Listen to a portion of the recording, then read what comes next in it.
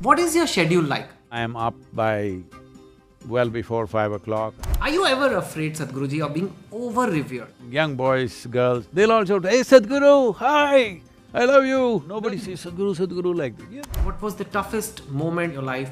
If I am not on the edge of life and death, I'll get bored of life. Tell me some of the dishes you cook. If you eat my masala dosa, you will become my slave. I was very nervous, I must say, for this. I'm of no danger to you.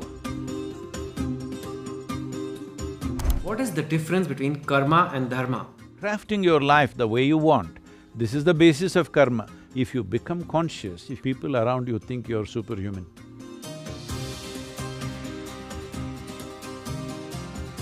Namaskaram. Wonderful to see you. You say karma is your life. It's literally means action, and it's what you are doing in this life and what you become because of it is your karma. So can you explain to people, especially those who think karma means it's a reward and punishment system made by God, versus karma is basically what you do in your life, in your present avatar or something? Sadhguruji. Well, when you say reward and punishment system, essentially you're talking about running the world with carrot and stick principle of greed and fear are the basic ways of managing people, controlling situations. By using greed and fear, you can maybe manage social situations to some extent, but every human being, with a little observation, they know with greed and fear, you will be at your worst within yourself. Neither greed, which may propel your action, and fear, which may curtail your action, both of them are not very pleasant experiences. Both of them are horrendous experiences for a human being. So, if it is only about pretentiousness, you can run the world and run your life with greed and fear or carrot and stick or punishment and reward business or heaven and hell. So I've said this many times, but it's super unpopular, but let me say it to you because I don't think you come from heaven, you look like an earthling, so I can speak to you. Yes, from the streets. So, see, heaven is probably of the many crimes that human beings have committed against each other. Horrible things people have done, wars, caused famines, caused genocides, many terrible things, murders and rapes and whatever else. Of all these things, I feel the worst crime that humanity has committed upon itself or one human being committing upon other is the idea of heaven. Because the moment you say heaven, you're saying, this is not where you live at your best. There is another place where your life will be fantastic. So essentially, this is a simple way of ensuring that you miss this life.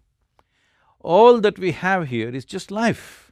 Life is the only and the greatest phenomena that's going on here, and it's the most tremendous privilege right now is that we are life. So to divest somebody of life, to deny somebody the possibility of life and say somewhere else it'll happen better is the worst crime that you can commit on any human being. Unfortunately, it's been going on for very long. Many religions have this concept, like where you will go to heaven. I mean, if you do good deeds, you'll get to heaven, and you're saying, whatever it is, it's here. No, what I'm saying is, there was a Kannada sage called Basavanna, I don't know if you heard of him, a Virashaiva saint. He said, illi salladavaru alliyu salaraya. What it means is, those who don't make it here will not make it anywhere. Because if you are unfit to experience life here, with all your faculties intact, then you will… after you die, you will go somewhere and experience life in a fantastic way, is a complete bypassing of life. Now, this is not about talking for or against some religion or some belief system. I'm just talking about… because you said this is not about reward and punishment. Reward and punishment in its ultimate form is heaven and hell, all right? So in that context, I'm saying, it doesn't matter who says it, fundamentally it is a way of skipping life here and trying to live somewhere else better. So, if people are so sure that somewhere else life is better, why are they not gone? That's true. Yeah. Yes, everybody So, wants to live. so we just keep on propounding these things, but we cling to life here because somewhere the intrinsic intelligence tells you this is life. In your mind, you can make up any kind of imagination you want. So karma means coming to terms with the realities of your existence, that you begin to understand that everything that you do, every word you utter, every breath you take, every step you take, every intent and volitions that you create within you has a residual impact on you. It is this residual impact that right now, in a way you consider as myself. Your persona, for example, Chetan Bhagat as a personality, what is he right now? It is accumulation of various experiences, maybe not in its full dimension, but like the footprint of your life's experience is your personality right now, isn't it? What kind of parents, what kind of family, what kind of school, what kind of friends, what you did not go do, where you went, where you did not go, all this, experiences, not in full reality, but like a shadow, like a footprint, that is your persona. So essentially, your personality is based upon accumulated memory. Memory can be genetic, can be evolutionary, can be conscious, unconscious, articulate, inarticulate, but various types of memory makes you the person that you are. So if you are completely invested in yourself or your personality, essentially your past will rule the future. If your past rules the future, how will your future will be? Maybe slightly improved version of the past. But karma means when you understand every action that you perform, you're leaving a footprint, and that footprint is not something that you have to step into once again. You walked a path, you left a footprint, there is no need for you to once again step into the same footprint at all if you're covering new terrain. If you're not covering new terrain, you're walking on the spot, then you will be stepping into the same footprint again and again. So becoming conscious of this and crafting your life the way you want, this is the basis of karma. When we say karma, unfortunately, even in India, the word has become kind of a fatalistic usage. People say, "Ayyo karma," as if it's being dropped upon them by somebody else. Karma means action. Whose action? My action. When I say my life is my karma, I'm saying my life is my making. There is nobody else managing, essentially shifting the controls from heaven to within. I like your concept that it's now, it's your action, it's what you make your life to be. This is the life you have. It's not going to be in the afterlife, it's not going to be when you retire. So I think that's interesting because a lot of people are trapped in that. See, the important thing is this, there is something called as intelligence and there is something called as memory.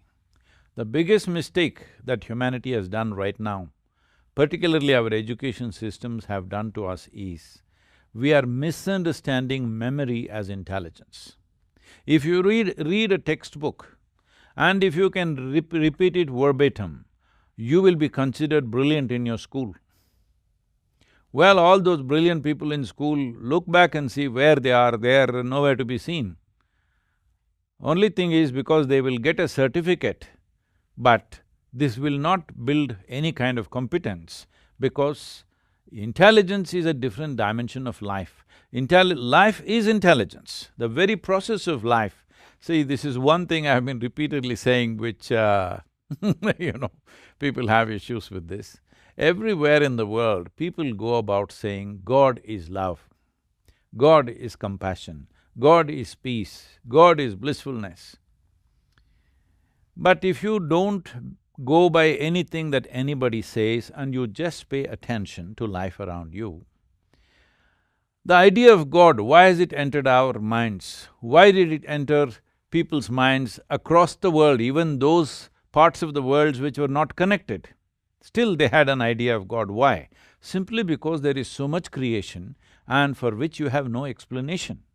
So who made all this? Must be God. What is that God? If you looked at… if you had big animals around you, you made that big animal into your God. Otherwise, you made a man into God and or in India at least, we made women into goddesses, and we made them big. We made them, 2 hands didn't look enough, so we put 10, whatever. Essentially, our idea of God is our inability to explain the source of creation. So, the source of creation is God. If you look at creation, if you pay attention to… See, people are just looking like this, touristy eyes, I call them. They're just looking at everything at once. If you pay attention to any one piece of creation, a leaf, an ant, a grasshopper, anything, I'm saying if you pay enough attention, you will see whatever is the source of this creation is brilliant, intelligent to the core. Intelligence power your imagination. But nobody said God is intelligence. Everybody is saying God is love. Those who are deprived of love, are they calling God is love? To be loving, you don't need God. If you make yourself pleasant, people will love you and you can love people. Or if you don't, nobody cares for you, you can just get yourself a dog. Why are human beings not happy in general? And a lot of rich people are not happy. No, just because they have a few bucks, they think they have everything. That's the biggest mistake they're making, okay? Now, I must tell you, shall I tell you my problems? Yes. This happened to me when I was 25 years of age. Suddenly one day I was just sitting in a place and I just burst into an ecstatic state, every cell in my body overflowing with ecstasy. Then I paid attention to this, what is happening within me, am I going crazy, is something else happening to me? But then I saw if I don't just mess with my mind, I'm just ecstatic, like dripping ecstasy in every cell in my body.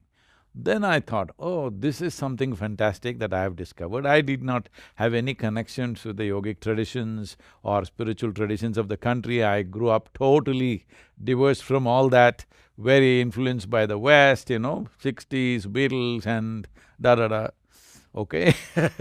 So, I thought I am the first one who discovered this, and then I thought, who wouldn't want this? Who wouldn't want it? Why wouldn't anybody want to be ecstatic? So I sat down and made a plan. On that day, the world's population was 5.6 billion people. I sat down and made a plan that in 2.5 years' time, I will make the whole world ecstatic. See, it's over 40 years now. I mean, that was an ambitious goal. So we have touched a little over billion people today, but that's not my idea of the world, it's 7.6 billion now, all right? So why I'm saying this is, what is it? Because people are so invested in their miseries. They're afraid even to leave their misery because they're so invested in this. Why has this happened? Is this a manufacturing defect? No, it's not a manufacturing defect, but in a way, there is some element of that, in the sense, see, Charles Darwin went about telling you that, a goat could have become a giraffe and it took so many million years, a pig could have become an elephant, it took so many more million years.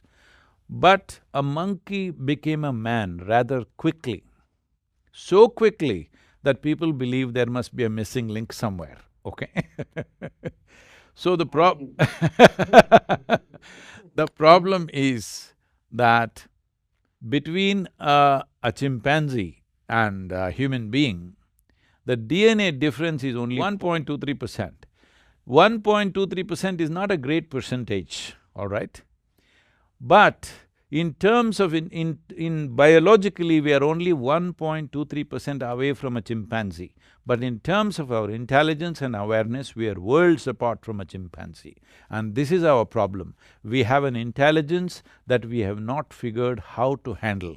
Right now, humanity is not suffering something else, they're suffering their own intelligence. You remove half their brain, all of them will become peaceful. So right now, they're suffering their intelligence, which is the greatest gift that we have. But unfortunately, we're suffering this. That is why yogic sciences always work upon stabilizing the platform. You stabilize your system in such a way that your intelligence, suddenly you realize, is the greatest privilege you have on this planet. But unfortunately, most human beings, or a lot of human beings at least, are suffering their own intelligence. See, if you are with me and you are suffering, you can always blame it on me. If you're alone in your home and you're suffering, obviously you're in bad company, isn't it? That's true. Though I must say, I think when I see some people, I think the difference is less than 1.23%. So that's No, just no, a… no, no. No, no, let's not go there. I have so many other questions. What can a guru add to a person's life? And as a side question to that, why are gurus more accepted in India? And why do so many of them come from India?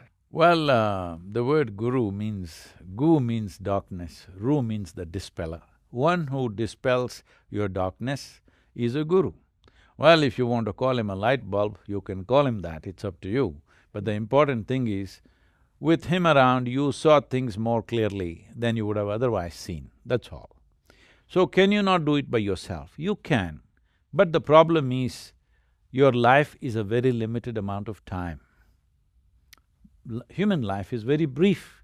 If you're exploring full depth and dimension of who you are and the nature of being human, then the time allotted to us, which may be effectively 50, 60 years of active life, leaving childhood and geriatric stages of your life, 50, 60 years of active life, these 60 years of active life is too little for what possibilities human beings hold. So, we have always, as human beings, we have learnt from other people's experiences.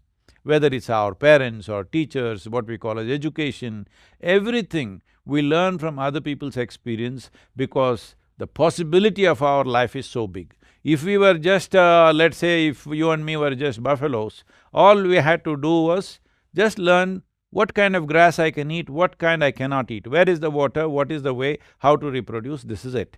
So there was nothing more to learn. So you didn't need a guru there, because by your own instinct and little by example, you just learn from around you. Because for all other creatures, 90% of their life is fixed by nature. Only 10% latitude nature has left for them to do their own thing.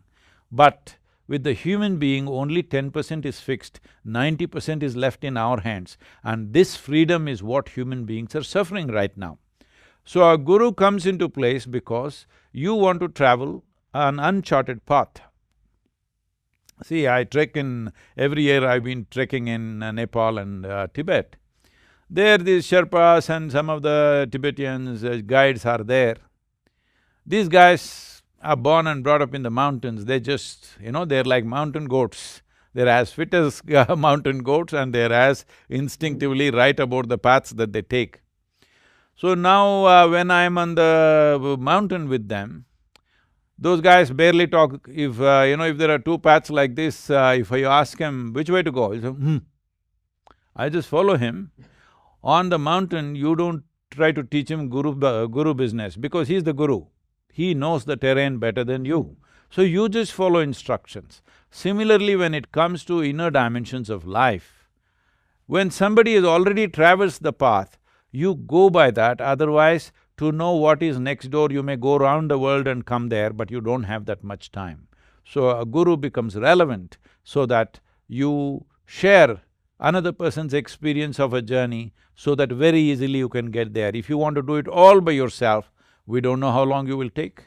The next question is, faith versus science is this constant debate, and there's value in both. There's a Kumbh Mela going on, which is a very big faith. If faith says take a dip, science says don't take a dip.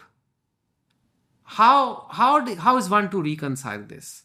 So let me put this into the right perspective in the sense, so you must understand, India, Bharat as a culture is not a land of faith. It is a land of perception, it is a land of seeking, it's a land of knowing. It is not a land of God, it is a land of liberation. Our ultimate goal is mukti, not to go and sit in the heaven on God's lap, that's not our goal. We want to attain mukti, liberation. In this direction of seeking liberation, in this direction of seeking the truth or knowing the truth, many things we observed in nature. So some of the things that we observed, because you're talking about the Kumbh per se, we noticed that in the northern hemisphere, from 0 latitude to 33 degrees latitude in the tropical climate, the centrifugal force is working almost in a vertical manner from the planet. So this is why we said this is a spiritual part of the planet. Here, spiritual process is easy because there's a natural upsurge of energy. If you do any kind of sadhana, it produces best results. So there's a 12-year cycle, the solar cycle is 12 years, or to be precise, it is 4,356 days. So this 4,356 days is considered one cycle. In this cycle, there are four segments. So these four segments, the focus is on different parts of the geography. This is what you have identified as four places of Kumbh. And to experience this, wherever water is in confluence with a certain amount of force and geographical location of that place plus the time of the year creates a certain, a certain force with which one can benefit. So the idea is, today everybody is going there just for a day, one day is dip and coming. The idea was, if you go there to this Tirtha Kshetra, you're supposed to stay there for 48 days, minimum one mandala, so that your body will be transformed, your energies will be transformed, you become a great possibility. So for this once in 12-year event, people are waiting to go to any one of these four places because it happens at different times. So people are trying to go there.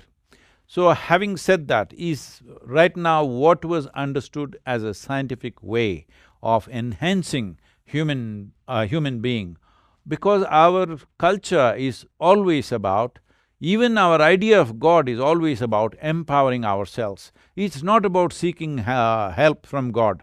It is all come only in recent times in imitation of things from outside. Otherwise, when we say karma, it's a very clear statement. Your life is your making. There is simply no two ways about it.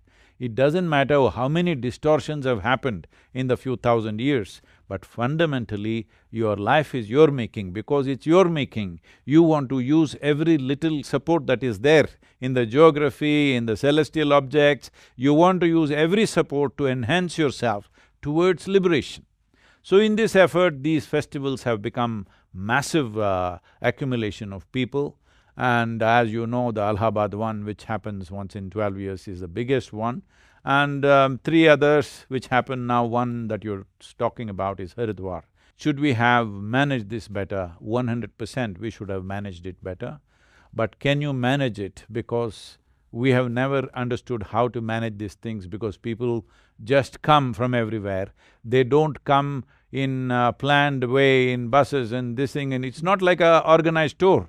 Each individual is coming in his own way. Some are walking, some are coming by bus, some are driving. Simply they're coming from all over. So could we have managed it?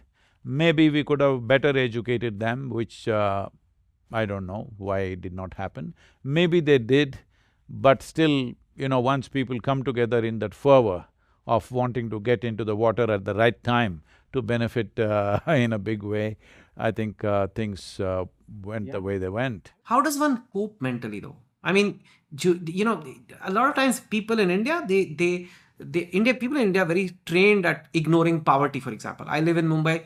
A lot of people ignore the slums because you can't look at them all the time and see the poverty and go about your life or go to a party straight after like that. Right now, there is just so much suffering that and you open the TV or the internet or everywhere. How does one cope? I mean, is it the same way, meditation and praying, or is it staying present, or your breath? The things you often talk about, are those things relevant? Is there something else people should do right now to just cope, and not lose hope? Young kids are telling me, we'll never get a job. What is going to happen to my life? It's like, what would you say to such people? See, one thing is, a whole lot of people in the world go about like they're immortal. Right now, most people's focus is on their lifestyle. I'm saying if you have life, it's good enough. Lifestyle is just of our times. If all of us were here 1,000 years ago, maybe all of us would be living in huts. Those people that you think in Mumbai are very poor, maybe we would be in same kind of squalor and we wouldn't mind, we thought it's fine, all right? So right now, somebody else is living in a better house, comparing myself to that person, now I suffer my home. This need not be so. Do not be committed to lifestyle. Your commitment should be to make this life as beautiful as possible. If you shift this focus, we will go through any kind of time. We must understand this compared to previous generations of people. There were world wars, there were famines, there were terrible events that happened in the world, and including in India, all right? If a war is happening, bombs would, bullets and bombs would just kill you, it doesn't matter where you are. Today, unfortunately, in India, we have this problem because I've been talking to so many people, I'm saying this. People think war means it happens on the border. No, it is happening on the border, it is happening on the border because a few brave men and women are standing there, and because of their efficiency, it is happening only on the border. If they don't stand there, it will be happening in Delhi. Correct, and now nobody heard of airplanes and atom bombs, which everybody has, and they So- go well past the border, and they have drones and all those things. No, It's no, no, crazy. their But soldiers you're right. themselves will be walking our streets.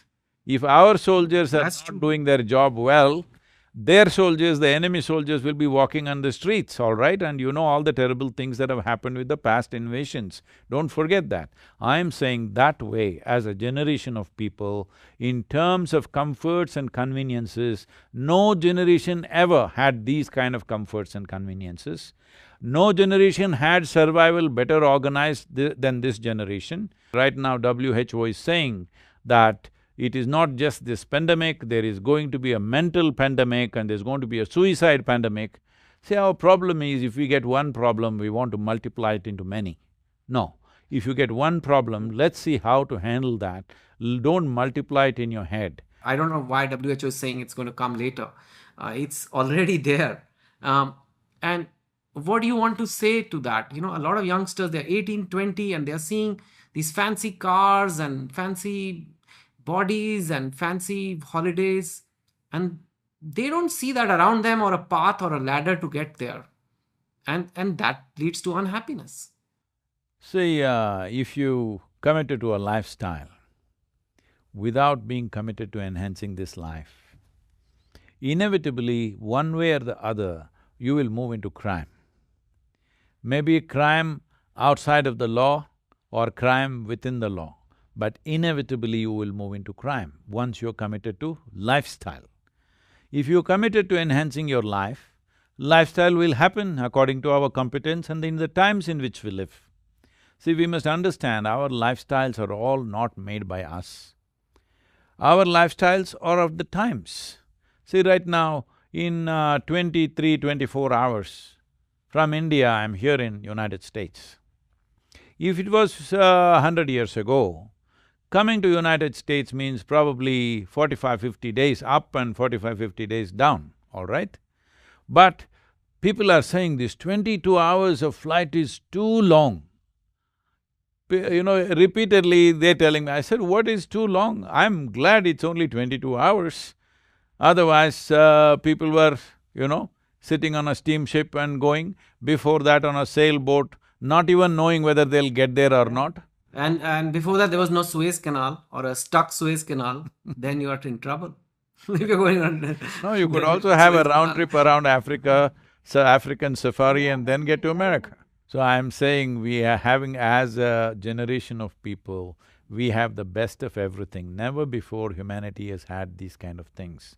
Now, if we commit to enhancing our life rather than just enhancing our lifestyles, we can become the best generation ever because our survival issues are largely settled. We must understand this. 300 years ago, if you want water in the morning, you had to walk down to the well or river or pond to carry 2 buckets of water. Today, how many young men and women are even capable of carrying 2 buckets of water a mile? Physically capable, they're not anymore. I'm saying. So you open the tap, water comes, hot water comes, cold water comes, everything happens, and you're cribbing and cribbing and cribbing. Please don't crib. Use your life, because whether you do something or not, whether you're joyful or miserable, whether you're making something out of yourself or nothing out of yourself, time is rolling away. Time is ticking away. You must understand that since you and me started talking, everybody who's listening and all of us, including you and me, are 47 minutes closer to our grave. Wow, that's comforting to hear. No, Okay. no, that is Well, only it's at least a because… good. It was a good for. It's a good 47 minutes. We No, are. it Yeah. is. All 47 minutes are good, actually. It is just that I'm saying, if you think about it once in a way, it causes paranoia. But if you listen to the body, every beat in the body, it is clearly saying it is mortal, all right? Always it is reminding you it is mortal. If you are conscious every moment of your life, well, you wouldn't want to waste one moment doing something that doesn't mean anything to you. You would do only what truly matters to you.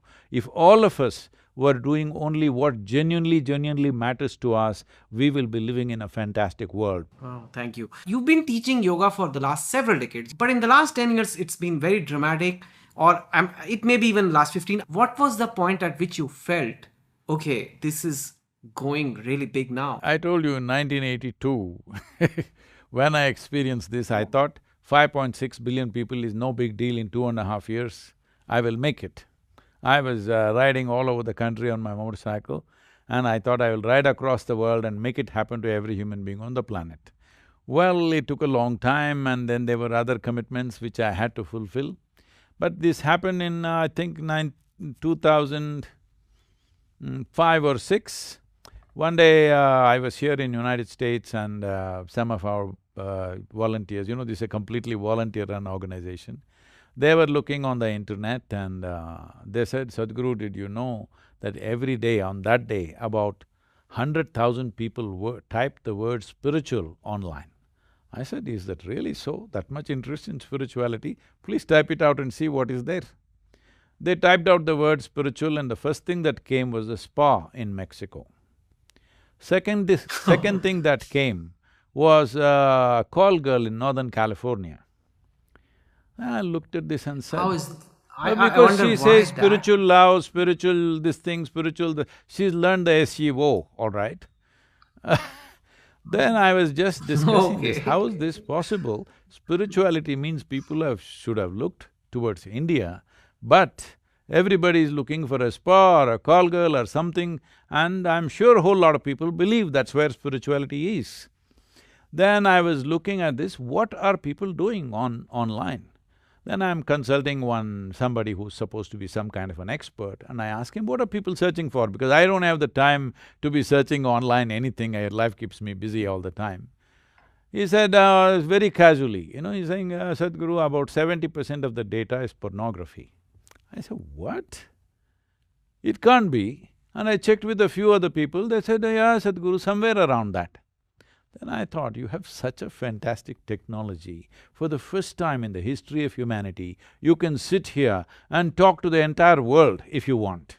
You can pass on any kind of message to the entire world, and all that's happening is pornography. And they told me some absurd number of people, I don't exactly remember the number, but well over 1 million.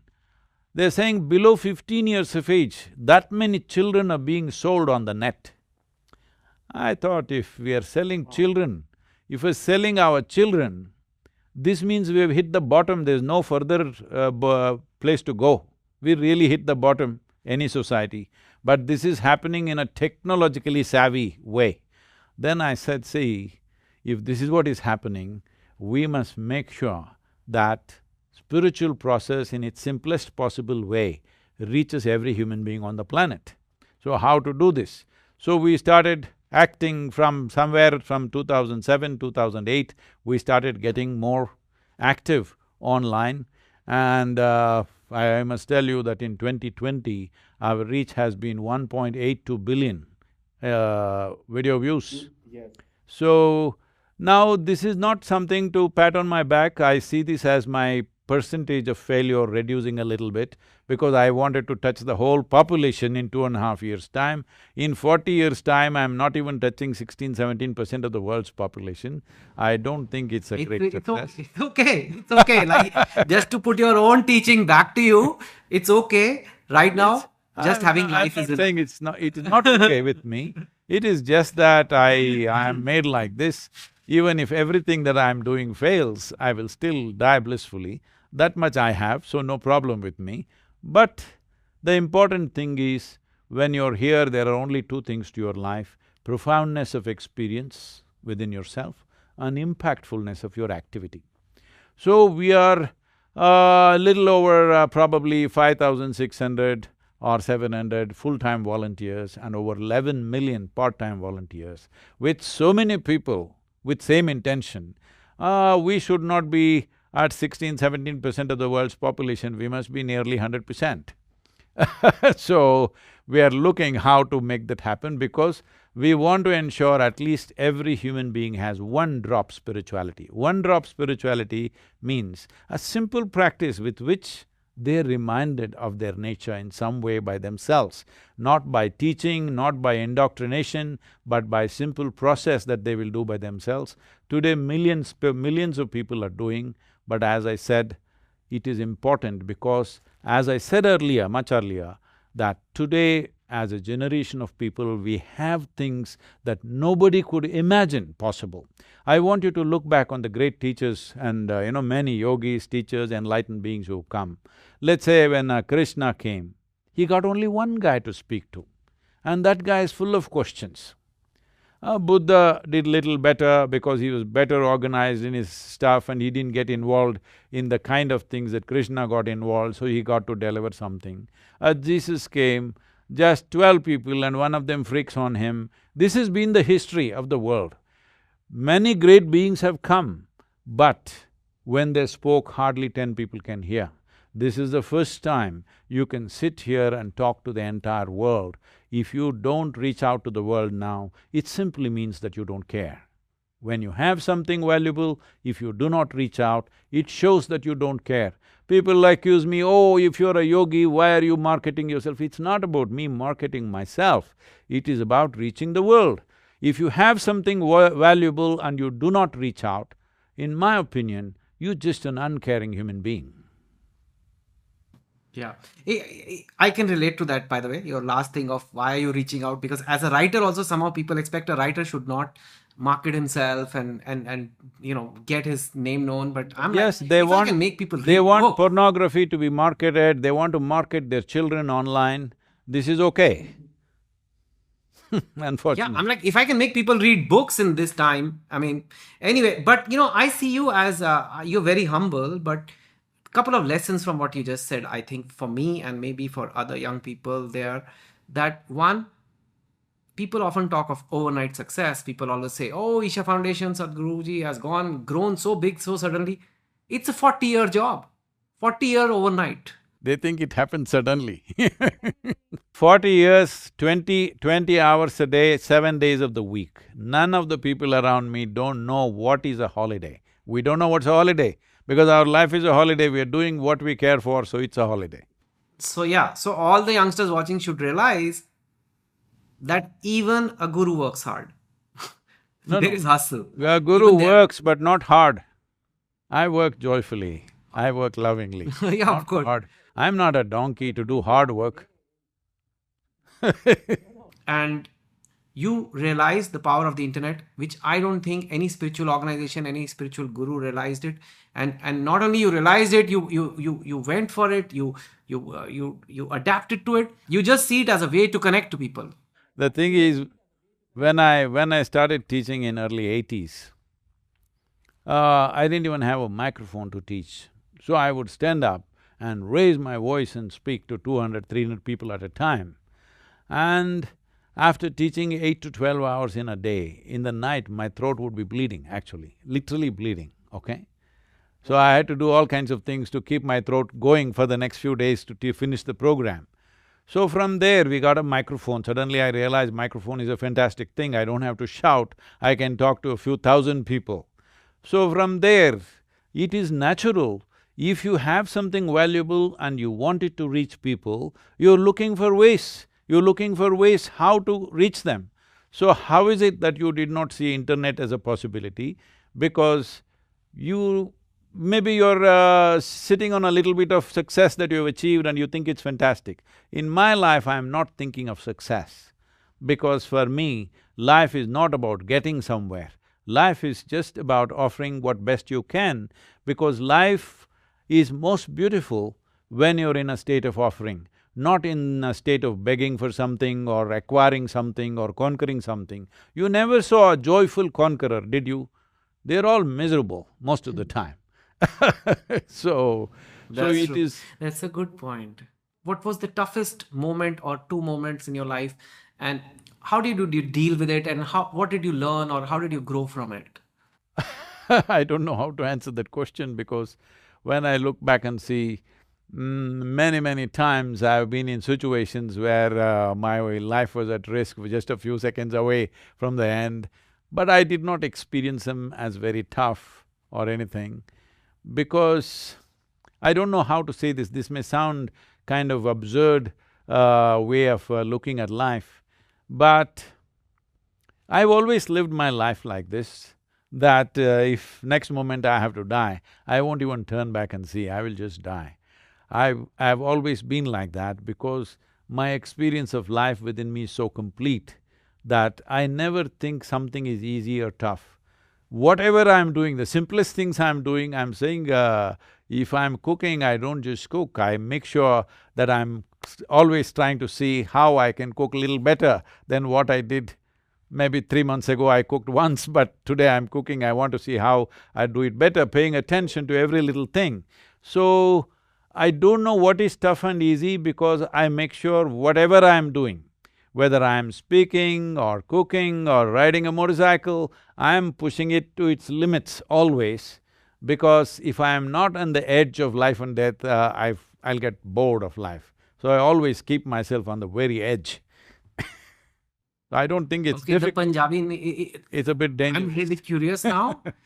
Not the deepest question, but tell me some of the dishes you cook, or you cook well, you think. I'm sure people love to know what you cook. I do many things, but if you eat my masala dosa, you will become my slave. You can make a full masala dosa, like literally like a If with the if you eat my potatoes. masala dosa, you won't leave, you will just hang around. See, this is the next thing happening at Isha Foundation. I am totally coming. I am going to take you up on that offer of the masala dosa, But I told and you, you'll get enslaved to me if you eat my masala dosa. I think People it's say worth this is the… it. at least my daughter certifies that I make the best masala dosa in the world. Wow. Well, I love South Indian food, as many know. What is your daily routine like? When do you wake up? What happens then? And what is it like for you? Yeah, as I mentioned earlier, in the last 40 years, it's been like this, that if I happen to sleep on the same pillow for more than 2 to 3 nights, it's a big luxury for me. Only in 2020, I've slept on the same bed for 2 months, 2.5 months at a stretch, which has never happened for me before. So, what is a daily schedule? I… well, well, I wake up and always spend about 20 seconds organizing my energies. I sit… What time do you wake up? See, if I'm… the problem is, because operations are all over the world, the US people think, it's time for them to say good morning to me when their morning happens. Uh, and that will be 1:30, 2 o'clock in the morning, they will be calling me for this and that. And if I'm here, the Indian people think I'm on a holiday during the day and they will be calling me in the night. So there is no particular time. On an average, let me not be so this thing, on an average, if I manage to sleep by 1:30, I'm fine. That's my usual time. So generally I am up by well before 5 o'clock, or mostly by 3:30, 3:40 I'm up. But if I've put in You a lot mean of… 1:30 a.m. You sleep at let me because a lot of youngsters here do wake up in the PM. So 1:30 a.m. you sleep, and say a 4:30 a.m. wake up may happen. And Usually I've that's always possible. been for many years, always kind of come awake at 3:30, 3:40, but if I wish to rest little more, I will rest. But I'm saying this, if I have lot of physical activity, I don't decide what time to sleep, what time to wake up, how many hours to sleep, how much to eat, I never calculate like this. Today, let's say I'm golfing 18 holes, I walked all the way, maybe I'll eat a little more, maybe I will sleep half an hour, 45 minutes more than usual. But that is not determined by me, I leave it to the body to decide that when it goes to sleep, when it wakes up. So I just go by my natural rhythm, so that's not always the same. These days I'm not doing this, otherwise for many years it's been like this. Not sleeping continuously for 2 to 3 nights was very normal for me. I will be active throughout the day and night. I will not sleep for up to 3 nights, I will not sleep, I'll be perfectly fine. These days I've gotten lazy, I sleep every night Did you just say, these days I feel lazy, I sleep every night? Yes. Because that's what we all do. No, see, this is because people are not exploring the nature of what they are made of.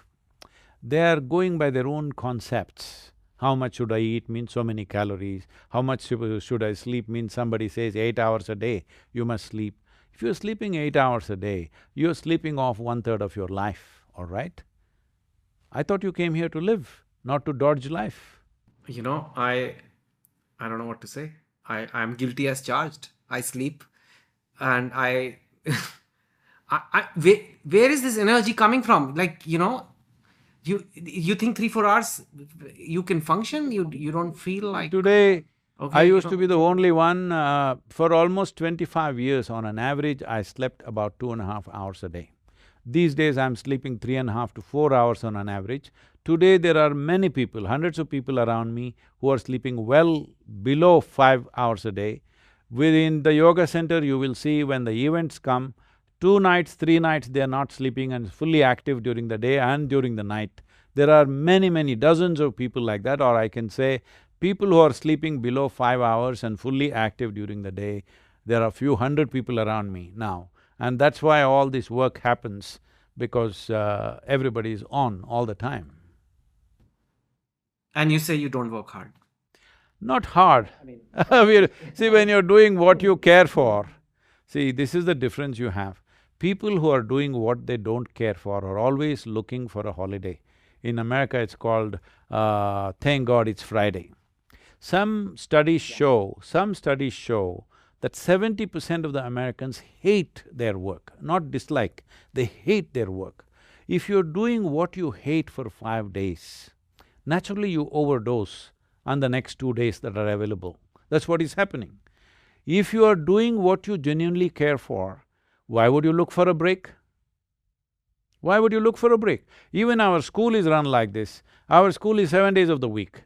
We don't have a holiday. So I said, if learning is a joy, you be here. If learning is a joy, why do you want a break? If it's not a joy, don't be here because you're here because of some other reason, don't waste my time and your time. So we have arranged days when there will be activity days. It's not announced beforehand, but maybe we'll go on a trek, maybe we'll do some other project, for the children I'm saying, so that there is a break from the academics. But there is no break per se, you are not a 80-year-old person who needs to sleep in the afternoon or something. I'm saying, you're here to live, you're not here to dodge life. Sleep is a way of dodging life. I thought being a guru meant you could just sleep and just, bless people and that's it. I mean, I don't know what kind you met I have not had much experience, but there's definitely a lot of work. Are you ever afraid, Sadhguruji, of being over-revered? And a lot of people will treat you like you are God. I'm living my life in such a way that at no point can somebody conclude I am God or something, okay? Sadhguruji, I have seen people, how they come and how… they're revered. It is… No, I must tell you this. What is unique is about people's relationship with me. If I walk into the airport or somewhere, like I'm saying, young boys, girls, 18, 20-year-old boys and girls, they'll all shout, "Hey Sadhguru, hi, I love you, da-da-da." Nobody says Sadhguru, Sadhguru like this. Yes, there are those people also, but the relationship is at a certain level of fondness and affection more than simply looking up to somebody, because it's very carefully crafted persona of ensuring that all aspects of life are there. This is very important because if you look up to somebody, you will nail them to your wall, you will never see how to emulate that. So this is the fundamental advice I'm giving to everybody. Never look up to anybody, including me. Never look down upon anybody, that's it. If you do not look up, if you look up to somebody, you will exaggerate. If you look down on somebody, you will exaggerate the negative. If you simply look at life the way it is, you will effortlessly navigate your life. Sometimes you don't shy away from politics. One big issue you've taken is free tea and temples, where they're literally telling the government to free temples. What's the thought process behind that? See, people must understand this. First of all, I am not a regular temple-going person unless I find something enormously powerfully consecrated space, or architecturally it's too beautiful, or engineering-wise there is something fantastic happening there. I'm not a regular temple-going person. I'm saying in a whole year I may not enter a temple, including the temples in the ashram, I'm saying. I may not go there at all because I'm like that. For me, if I close my eyes, everything is done for me. So having said that, in the year 2020, in the month of June or July, the Tamil Nadu government submits to the Madras High Court that 11,999 temples, not a single puja is happening because we don't have the money. And it says 37,000 temples, the income is less than 10,000 per annum. And in 34,000 temples, there is only one person who manages puja, caretaking, security, everything. Then I thought, what is this? And I asked our people to go, at least 1,000 people, go out and capture 1,000 temples. I want to see in what condition they are. My God, those videos, if you see, you will cry. I'm telling you, you cannot not have tears in your eyes because these fantastic temples means work of art, architecture, engineering and phenomenal consecrations that happen in southern India. Today they're in abject state of ruin, dilapidation. I must tell you this, UNESCO says Tamil Nadu temples are being massacred. This is the word they're using. They are in a serious state of decay. These are the exact words that UNESCO is using. How do you just close your eyes to this and just go on as if nothing is happening? The fundamental culture in this country, temple is like the fulcrum. Temple is not a place of prayer. Temple is a place where you go to recharge yourself, it is a place where all the art happens, music happens. For everything, it was the hub, especially in southern India, in Tamil Nadu. First the temple, then the town. This is how they were built. First we build a magnificent temple, around that a town arranges itself. So today they are all in different states of decay. So if you do not revive it now in this generation, it's finished, that entire culture will be over. So this is not just religious fervor, I have no such religious fervor. They were also places of spiritual significance, they were places of energy and power, they were places of architecture, music, art. You must understand the entire southern Indian music, dance, art, everything comes from the temple. It is the devotion which made all these things happen. Devotees created music, Carnatic music. Devotees created Bharatanatyam. It is not the other way round, dancers became devotees or musicians became devotees. It's the devotees who created all this. All this is in danger if you don't revive these things which were created with enormous effort by previous generations of people. The very language, the poetry, the literature, everything is based around the temple. Now, government takes it over. It is not the Tamil Nadu government which did this, it's the East India Company which did that. Because we have this wrong perception, if you leave things just as it is, everything will be okay. I think that American poet, that Amanda Gorman said, just ease is not justice. Right now, what East India Company did in 1817, we are doing the same thing now in 2021 and we think it's all right. It is not all right, it's time to revive it. How can a temple be alive without an overflowing heart of a devotee? How can you run subjective dimensions of life without involved people? A government employee will run this? I'm saying That man is getting 1,500 rupees per month, approximately 30 rupees per day he is getting, and the deities were worth crores of rupees. So many of them have been sold, replaced with fake deities. When all this is happening, if you say something, you become political. If you're concerned about this country, if you say pandemic, please do this. Yesterday I tweeted, "Oh, political nonsense, why didn't you say when Bengal happening?"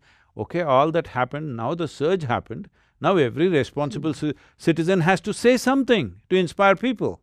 If you say everybody must vote, oh, he's turning political. Array, once you live in a democratic country, everybody has to be political to whatever extent.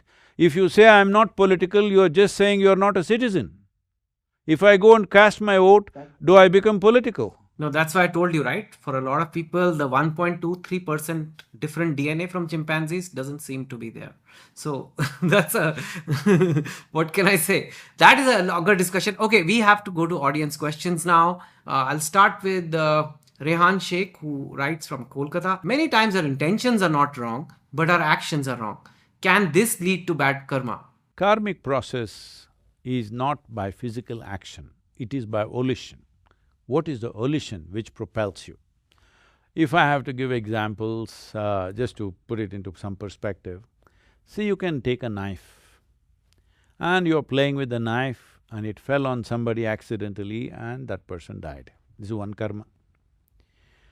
Another karma is you were talking to your friend and he said something, you got very angry in a moment of passion.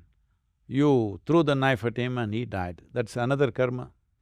Another this thing is, you hate somebody, you sit at home and go on planning how to kill that person but you don't do it, that is another kind of karma.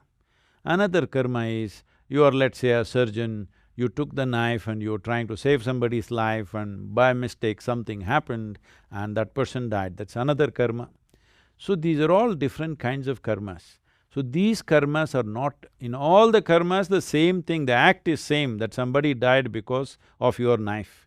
But they are not the same level of karma because the volition is different. In one you're trying to save somebody's life and it went bad for some reason.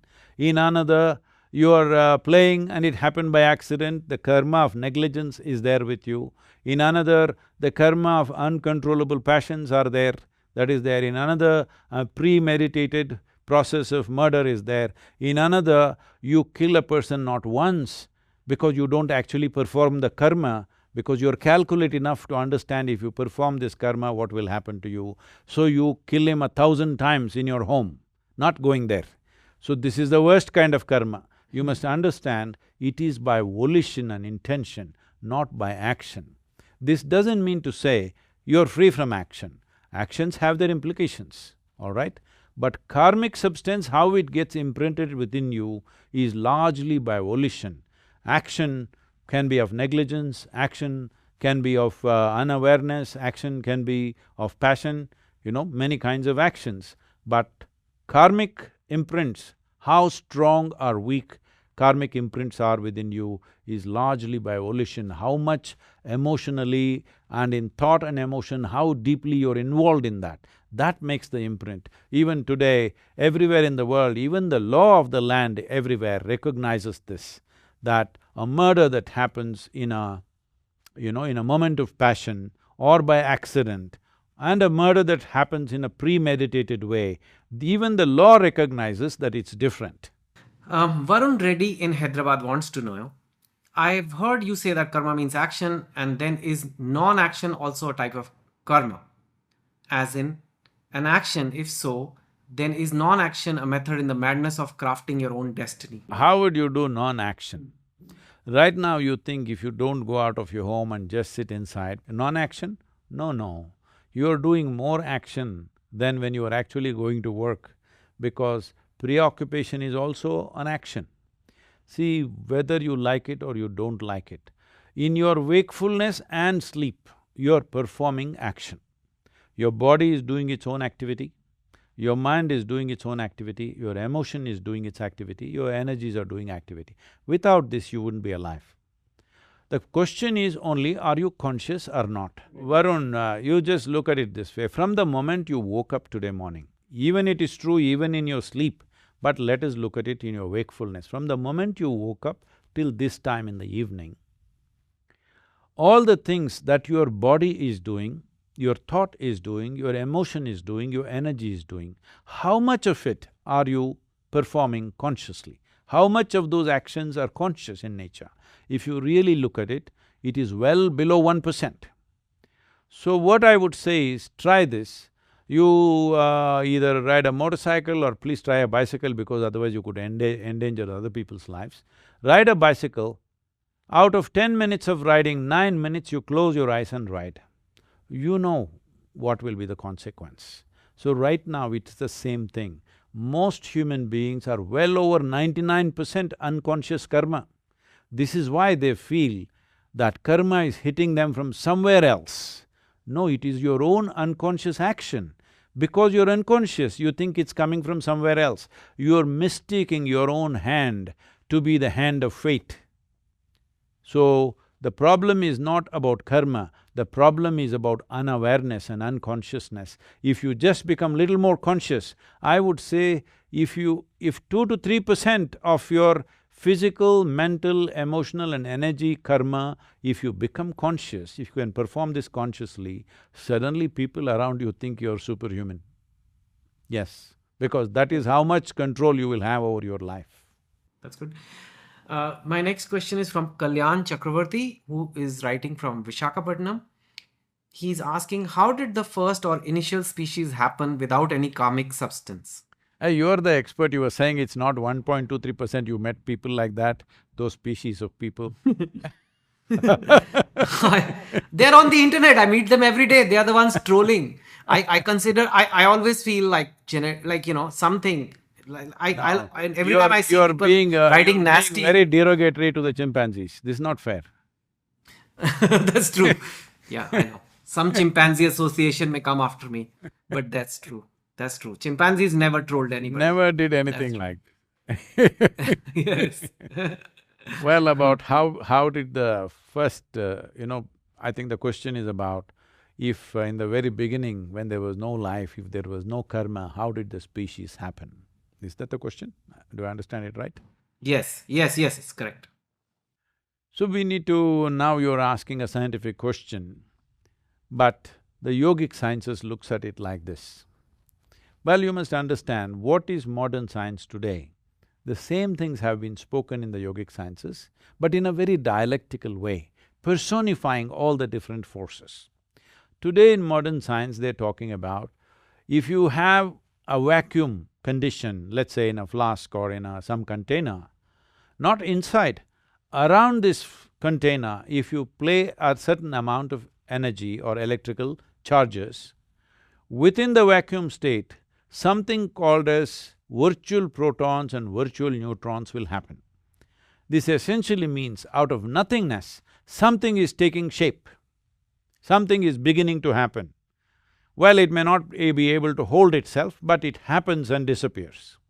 So, this is exactly what the yogic story is that all of you might have heard, especially in Vishakhapatnam, that area, there is a lot of these stories, because some of the Saptarishis camped near Vishakhapatnam. If you have forgotten that, you must just look around.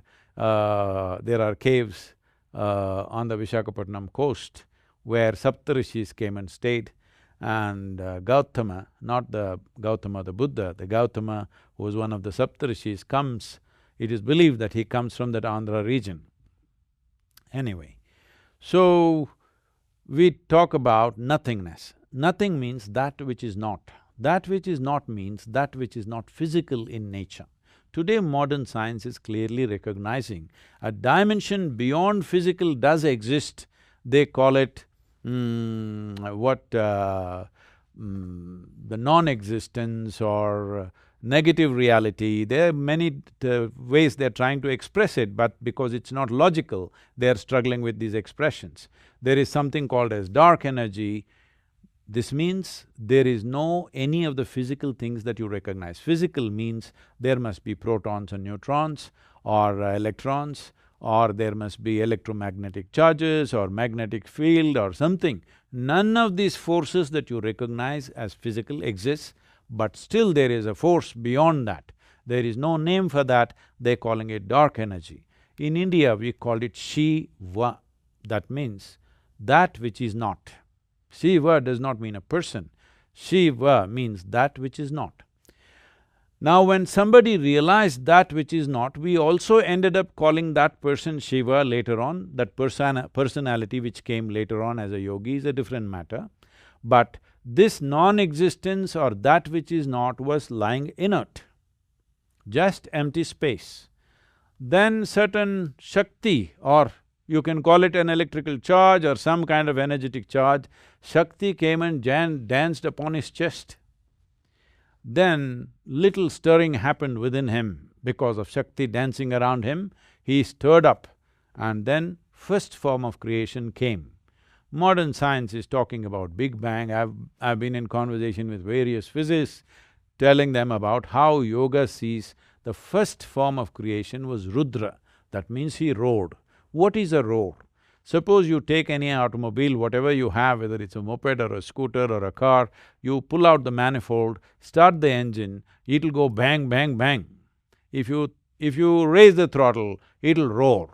So what you call as a roar is a series of bangs.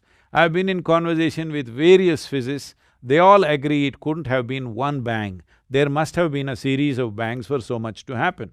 So a series of bangs is a roar. So the first form of creation, first manifestation of Shiva, that which is not, became a roar. Because of the roar, a certain form arose. From that form, particles, from that form, atoms, from that form, molecules, from that form, cells and single cell and multiple cell, and life happened. So where was the karma for all this? See, you must understand, all the karma is not yours. Right now, you're breathing. On one level, yes, it's your karma, but it's also the atmosphere which is doing the karma for you. If there was no atmosphere, you wouldn't be breathing. If there was no planet, you wouldn't be sitting here. If there was no solar system, you wouldn't exist. If there was no universe, your karma wouldn't exist. So there is an existential karma. In that, the greatest fortune that we human beings have is, though we are a speck of dust in this cosmos, not even a speck of dust. That's how small, infinitely, we are that little, that small. But we are given an individual experience. That is only because of karmic accumulation of individual nature. So do not misunderstand your individual karma as the birth of the universe. No. Birth of the universe is existential karma. Activity happened on various levels. On inanimate levels, action happened, and slowly it became animate, and slowly it has become the life that we have become, and many millions of forms of life behind us. Fortunately, according to Darwin's theory of evolution, you are the peak of evolution on this planet. So Chetan disagrees, he knows people who are not.